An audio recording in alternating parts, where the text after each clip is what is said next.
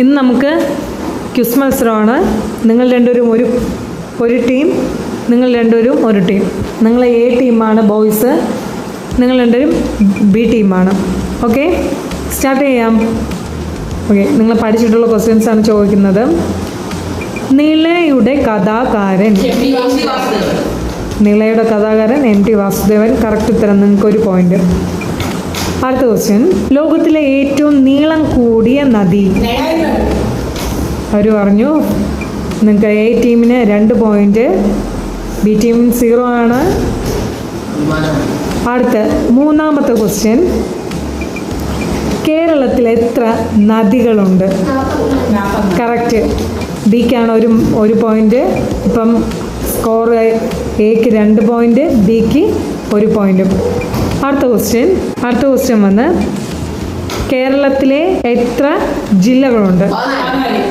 Correct, നിങ്ങൾക്ക് 3 point, നിങ്ങൾക്ക് 1 point. ഞണ്ടിന് എത്ര കാലുകളുണ്ട്? 10. കറക്റ്റ് ഉത്തരം, നിങ്ങൾക്ക് 1 പോയിന്റ് കിട്ടിയിരിക്കുകയാണ്. അടുത്ത ക്വസ്റ്റ്യൻ വന്നിട്ട് കേരളത്തിലെ ഇപ്പോഴത്തെ മുഖ്യമന്ത്രി. കേരളത്തിലെ എത്ര നദികളുണ്ട്? 44. കറക്റ്റ് ഉത്തരം.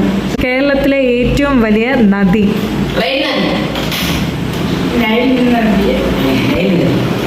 കേരളത്തിലെ ഏറ്റവും വലിയ നദി